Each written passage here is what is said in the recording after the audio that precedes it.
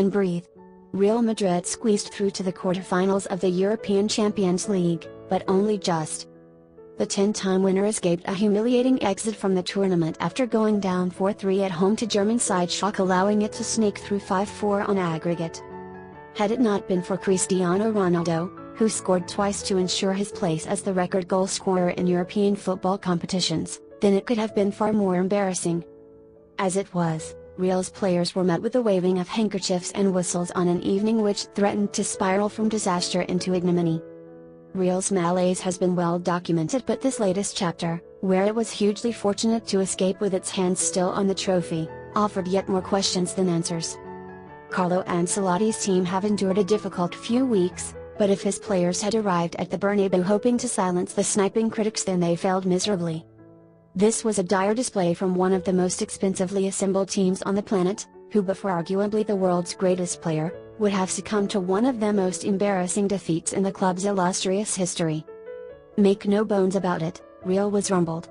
Schalke produced a fine performance, full of courage, energy and a zest which their opponent could scarcely match.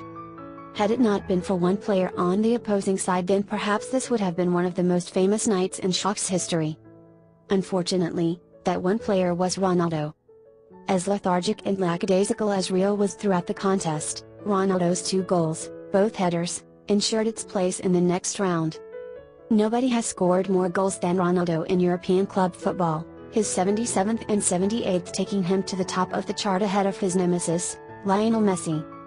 His latest efforts may not have been the most spectacular, but they were so very precious given the nature of the tie. Leading 2-0 from the first leg in Gelsenkirchen, Real was firm favorite to progress. No team in the history of the competition had lost the first leg 2-0 at home and managed to progress, and Schalke appeared unlikely to alter that statistic.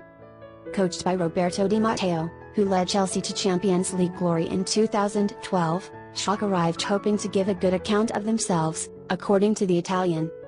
5th in the German league, this was hardly a team which was supposed to send Madrid into a meltdown, and yet that's what came to fruition. But, given the recent form of the Carlo Ancelotti's side, perhaps this was not so unexpected. Last weekend's league defeat at Athletic Bilbao brought about a new wave of criticism for Ancelotti. Toppled from the summit by arch-rival Barcelona, Real has struggled in recent weeks for consistency by its own high standards. Its astounding 22-game winning streak was curtailed by Valencia on January 4th, and the style and swagger which was so evident during that run soon fell away. A 4-0 defeat by champion and city rival Atletico in February was difficult to stomach, as was the defeat in the Basque Country to Bilbao, but Real's problems stretch beyond results. Real began slowly, in fact, slowly would have been an improvement on what was quite a dreadful opening period. Those in white shirts appeared to be running in slow motion as Schalke took the contest to its opponent with a zest and spirit which Real could not match. Having already fired several warning shots, Schalke finally made the breakthrough. Its energy and enterprise deserved when Christian Fuchs fired home after good work by Klaus-Jan Huntelaar. Real, abject in the extreme, appeared bereft of ideas, short on confidence, and as if those on the field had merely stumbled upon the stadium's turf without actually meeting one another. Fortunately, in Ronaldo, Real has a man who has power beyond those of his fellow mortals. Schalke's lead lasted just 5 minutes, Ronaldo finding both time and space inside the penalty area before heading home from close range. That strike, his 40th of the season, should have settled the home side down. Yet, what followed, was another example of Real's fragility. First, Huntelaar, once a Real player, pounced upon Raphael Varane's dreadful back pass only for his effort to lack the necessary power.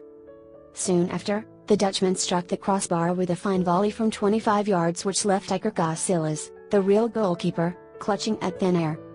Schalke sensed its opportunity, and with 4 minutes of the first half it finally struck when Max Meyer, the 19-year-old, fired home after Casillas had fumbled Huntelaar's effort. Real was reeling, and yet it was Ronaldo once again who got it out of trouble. Fabio Coentrão, the left-back, produced a fine cross and Ronaldo eased away from his marker to head his second of the game. That should have been that for Schalke. At least Real might have felt that way when Karim Benzema put his side ahead for the first time on the night. The Frenchman danced his way through the defense before coolly netting Real's third of the evening with 8 minutes of the second period played. While Real continued to threaten in attack, Its defense remained suspect. Leroy Sane, just 19 years of age, was the next beneficiary of the home side's reluctance to put pressure on the ball. The midfielder was allowed both time and space to take aim and curl a quite sumptuous effort into the far corner past the watching Casillas. Real, unbeaten at home in the Champions League since April 2011, remained vulnerable, particularly at the heart of the midfield.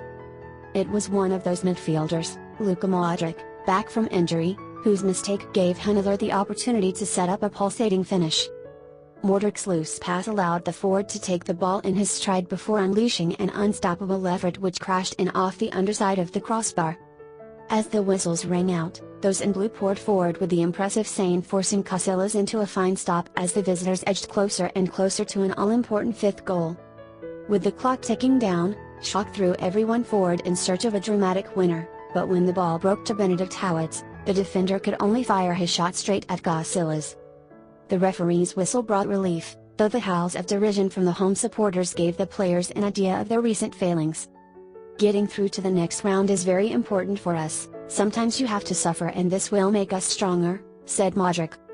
We have to get back to playing the way we were at the start of the season. We have a lot of quality and I think that we are going to see a much better Real Madrid in the next game.